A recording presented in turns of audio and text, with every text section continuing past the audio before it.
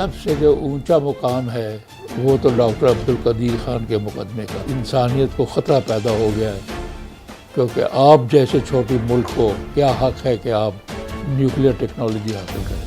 بڑا pressurised case, لیکن قدرت نے سجھا دی بات، تبدیلی کامیاب ہو جائے، عوام کی بہتری اور گڈ گورننس کی جانب آ جائیں. پروگرام ہے پبلک انٹرسٹ لٹیگیشن ود زینب فرید خان. ناظرین، کبھی کبھی ایسا خوش قسمتی کا موقع آتا ہے کہ ہمارے پاس لیونگ لیگل لیجنڈ موجود ہوتے ہیں اور ہم ان سے بات کرتے ہیں. ناظرین، آج ہمارے ساتھ موجود ہیں x law minister, writer of so many books, law expert, and the list goes on. The name that needs no introduction, none other than S.M. Zafar Saab. Thank you so much, sir, for being with us. Thank you for coming and thank you for the introduction. What does it take to be S.M. Zafar? Firstly, is the grace of God. That's what the faith of a Muslim is. Secondly, work and hard work. In this profession, there is no other way. کوئی اور طریقہ کار نہیں ہے سیڑھیاں چڑھنے کا. ہر سیڑھی دوسری سے لیڈر میں اونچی ہوتی ہے اور زیادہ کوشش چاہتی ہے آگے بڑھنے کی. مشکل ہوتی ہے. گیلری تک پہنچنے کے لیے بہت ہی مشقت، ریاضت کرنی پڑتی ہے. You have to learn a lot, you have to experience everything. You must pass through the mill. Must pass through the مل means you start from the lower rank. You can't parachute quickly There is no shortcut. into the profession. I have been lucky that I did it from the first ladder. Civil judges, magistrate, revenue courts, tehsildars, whatever was available, I did my practice there. Crossing each, learning more, then moving to the next. And the moment I moved to the next, I gave up the last one. That is every new From level. from the civil judges to the session judge. When I was practicing in the session judges court, civil judges were off. Then I came to high court. No more lower courts. Of course, when I came to Supreme Court and High Court for some time, later mostly the Supreme Court. Sir, comparison کی بات کرتے ہیں، سو American judicial review اور Pakistani judicial system میں سو motto کا comparison اگر ہم کرنا چاہیں، سر کیا اسٹیٹس دیکھتے ہیں آپ اس کا؟ Before I move to your next question, because I have written a book after my retirement, not my retirement, but my giving up the profession. Retirement is when it is compulsory. I did it voluntarily because I came to the conclusion I am no more useful to my client. I can't do that hard work. So I gave it up.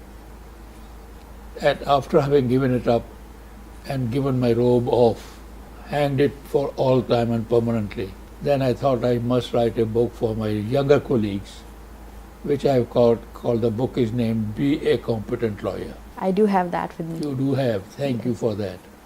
And in that I try to give some solutions how to you go further. So actually we are taught that book in law Keep your schools as aim well. higher and work hard, and don't immediately try to have a shortcut.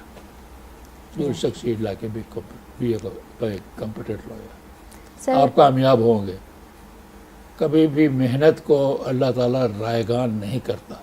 سر آپ کے مشہور مقدمات کے بارے میں بات کرتے ہیں. سر ایسا کون سا مقدمہ ہے جس کے بارے میں آپ بات کرنا چاہتے ہیں اور آپ ہائی لائٹ کرتے ہیں اس کو کہ آپ کی زندگی کا سب سے امپورٹنٹ مقدمہ رہا ہے؟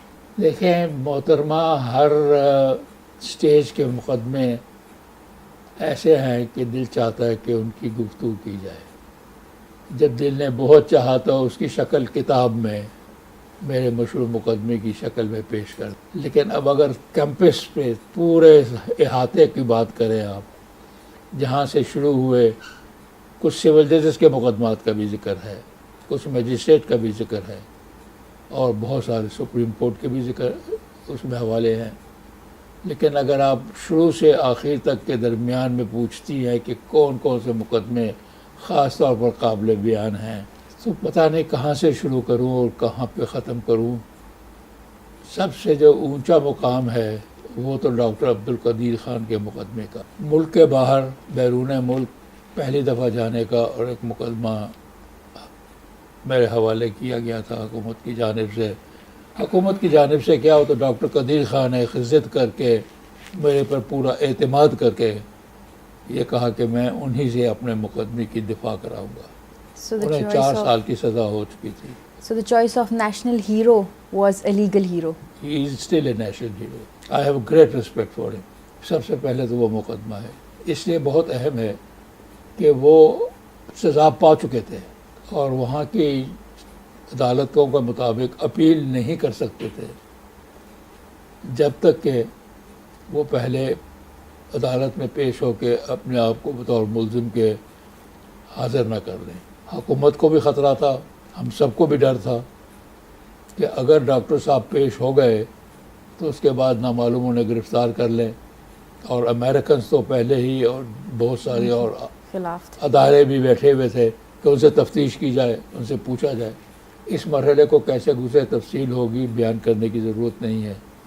اس مرحلے سے گزرنے کے بعد اپیل جب گئی تو کس نقطے پر اس کو بری کیا جائے آفٹر آل, کیونکہ انہوں نے تو کہہ دیا تھا کہ آپ نے وہ ظلم کیا ہے جس سے کہ انسانیت کو خطرہ پیدا ہو گیا ہے, کیونکہ آپ جیسے چھوٹی ملک کو کیا حق ہے کہ آپ نیوکلیر ٹیکنالوجی حاصل کریں. اگر آپ نے شروع کر دیا یہ مسئلہ تو دنیا میں یہ بات پھیل جائے گی اور پھر دنیا تباہ و برباد ہو جائے گی.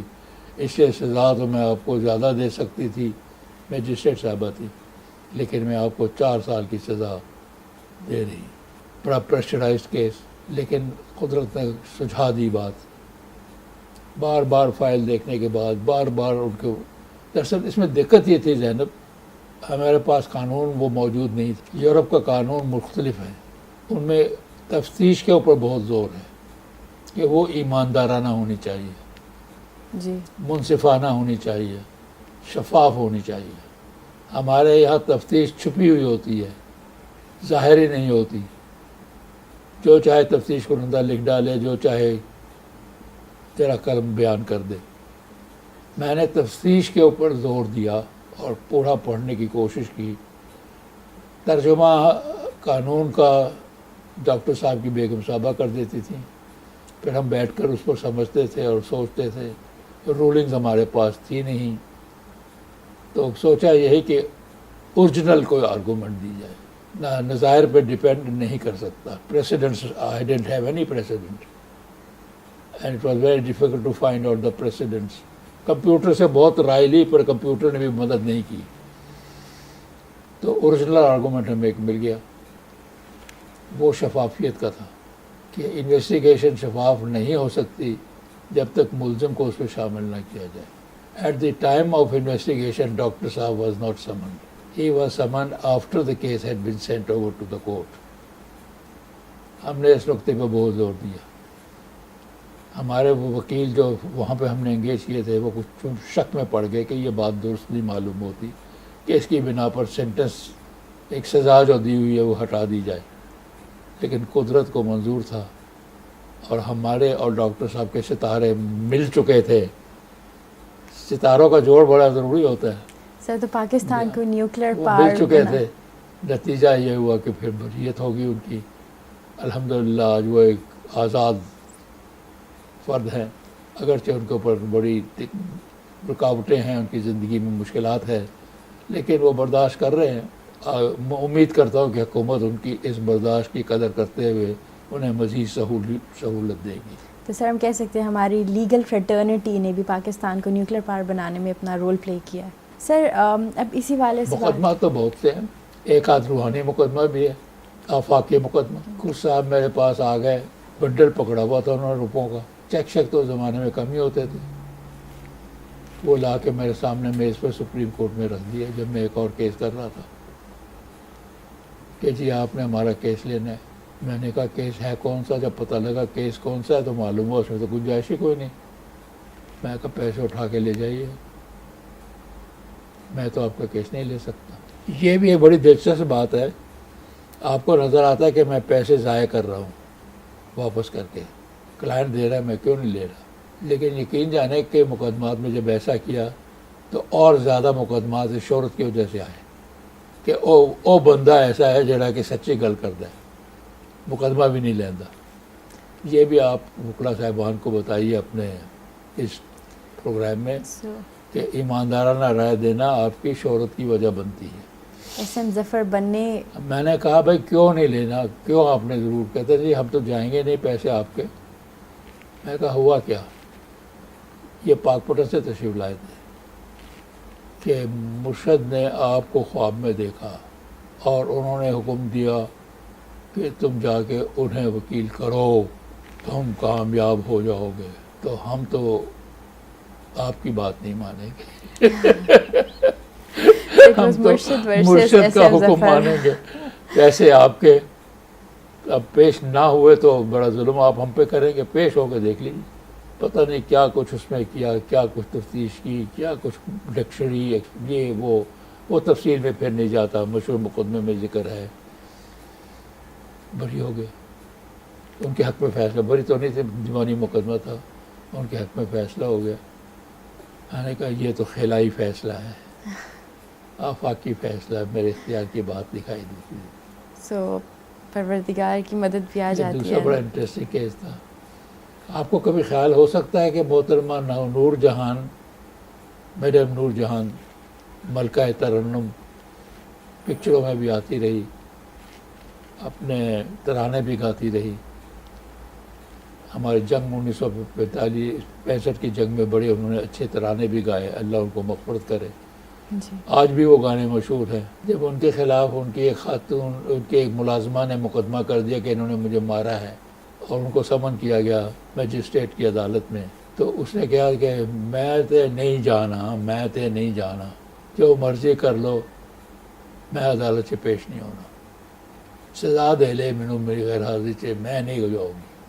اے بیوٹیفل پرسنالٹی آپ سے کہے کہ آپ نے کچھ نہ کچھ کرنا ہے تو آپ تو مشقیں باندھ لیتے ہیں. کیسے ہو سکتا ہے انکار کیا جائے؟ پردہ نشین وہ ہوتا ہے جو پبلک میں نہیں آتا. صفحہ کرتاس پہ آ جانا, اس کی حجاب کے معاملے میں کوئی رکاوٹ نہیں ہے. اور نور جہان کہتے ہیں میں تو پبلک میں جا نہیں سکتی, مجھے تو لوگ کوئی ادھر سے پوچھتا ہے, کوئی ادھر سے کوئی تصویر, کوئی یہ, میں تو کچھ کر ہی نہیں سکتی, تو میں تو ہمیشہ برقع پہن کے جاتی ہوں. تو شی بھی گئے وہ پردہ نشین. وکالت جو ہے نا وہ جادوگری ہے. Oratory is illusion. You create an illusion. You make your argument in such a beautiful way, step by step, that ultimately the court starts seeing what you want him to see. Sometimes you use emotion, sometimes you use logic, sometimes you use the precedents, and sometimes you use all of them. And more importantly, you try to know how the judge's psychology is.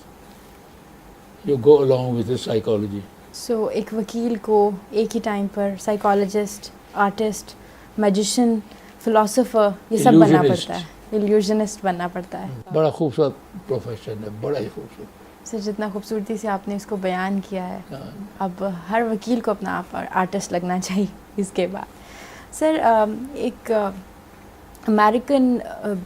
American judicial system کی بات کرنا چاہوں گی. سر American judicial system کا جو judicial review ہے اور سر Pakistani judicial system میں سو موٹو ہے, سر ان کا کمپیریزن ہم کیسے کر سکتے ہیں؟ یہ امریکہ میں شروع ہوئی, ایک جج تھے مارشل, اور انہوں نے کانسٹیٹیوشن کی ایک پروویژن جس میں جوڈیشری کو ڈیل کیا گیا تھا کہ جوڈیشل پاور ہوتی ہے.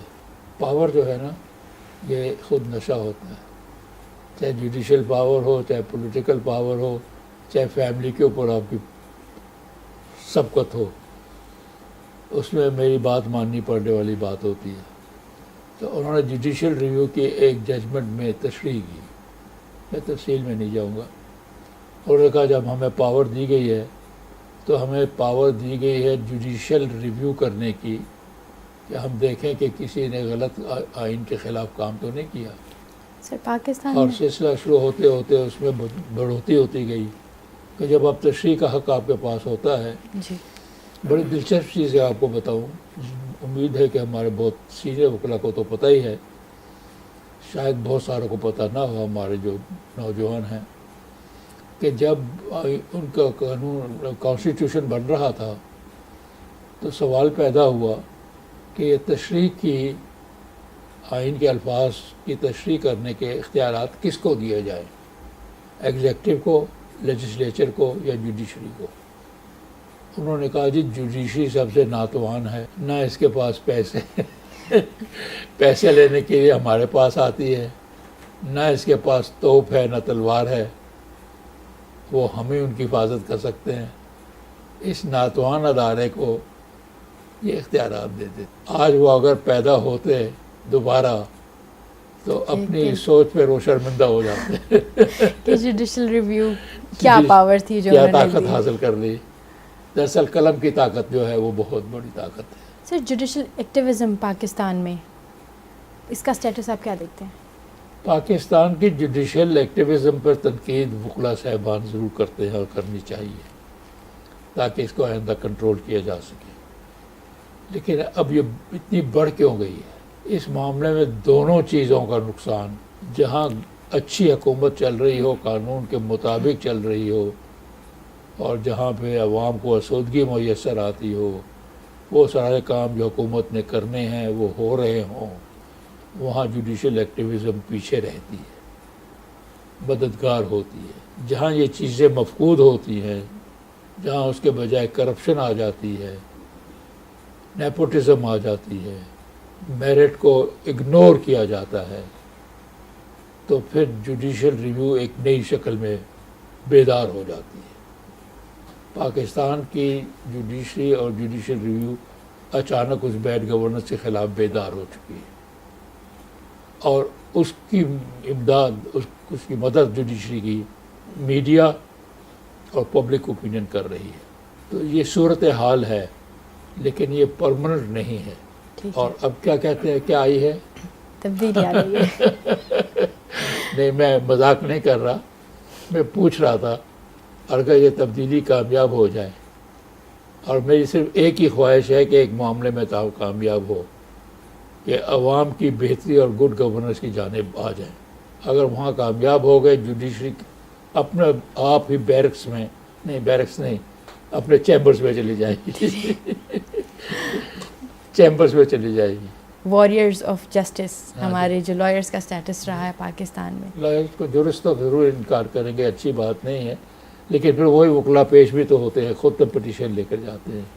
جو سیاستدان کہتے ہیں کہ ہمارا ساتھ انہوں نے بڑی انٹرفیئرنس کی ہے، سیاستدان ہی مقدمے لے کر جاتے ہیں. یا تو اگر آپ کو اچھے نہیں لگتے تو مقدمے تو جوڈیشری میں نہ لے کے جائیں. اور جو کسی کے ساتھ کارروائی ہوتی ہے کہتے ہیں چیف جسٹس صاحب نوٹس لیں، جی فلان کیس میں مقدمہ لیا ہے، میرے ساتھ اسے زیادہ ہوئی ہے، ادھر بھی نوٹس لیں. تو پھر اس صورتحال میں ابھی کچھ برداشت ہی کرنی پڑے گی آپ کو. لیکن مجھے یقین ہے کہ اور 5-10 سال میں، اور تبدیلی نے اگر واقعی تبدیلی کر دی تو بہت بڑا فرق پڑ جائے. پروگرام کے آخر میں لیگل لیجنڈ سے سننا چاہتی ہوں کہ ہمارے ینگسٹرز کے لیے کیا پیغام دینا چاہتے ہیں، لائرز کو، ججز کو. وکلا صاحبان کو تو وہی پیغام ہے، محنت کرو اور ایماندار رہو اپنے پیشے کے ساتھ، باقی اللہ پہ انحصار کرو. کوئی محنت بیکار نہیں جائے گی. جج صاحبان سے توقع ہے، میں پیغام تو ان کو دینے کی جرت نہیں کر سکتا، میرے لیے بڑے محترم ہیں، ان سے توقع ہے کہ ان کے مقدمات میں سے خوشبو آئے گی، ان کے فیصلے بڑے ادبی اور بڑے جورسٹک ہوا کریں گے، اور وہ عدالتوں میں بولنا کم کر دیں گے، جس کو ہم لاؤڈ تھنکنگ کہتے ہیں، جس کی اجازت بہت پہلے کہیں ہو گئی تھی اور اب بڑھتے بڑھتے بڑھ ہی گئی ہے. زبان بڑھتے بڑھتے بڑھ جاتی ہے. میری توقع ہے کہ انشاءاللہ اس میں یقیناً کمی آئے گی. اور عوام کو میں یہ کہنا چاہتا ہوں کہ مقدمہ بازی سے گریز کریں. مقدمہ بازی بڑی ہی ظالم چیز ہے، نسل در نسل خراب ہو جاتی ہے. جتنی مرضی حکومتیں اور عدالتیں کوشش کریں کہ مقدمات جلدی فیصل ہو جائیں، ان میں پھر بھی تاخیر ہوگی. مقدمات سے مقدمات نکلیں گے. جہاں تک تنازع ہو کوشش کریں کہ صلح ہو جائے. عدالتوں تک نہ ہی جانا پڑے. سر آپ کی موجودگی کا بہت بہت شکریہ، اور امید کرتی ہوں کہ اگلے پروگرام میں ہم ایک اور لیگل لیجنڈ کے ساتھ پیش ہوں گے. آج کے اس پروگرام سے ایک پیغام ہر کمیونٹی کے لیے ایس ایم ظفر صاحب نے دیا ہے، اور اگر ہم انہی پر عمل کر لیں تو ہمارے پاکستان کی قسمت خود بخود بدل جائے گی. اللہ حافظ.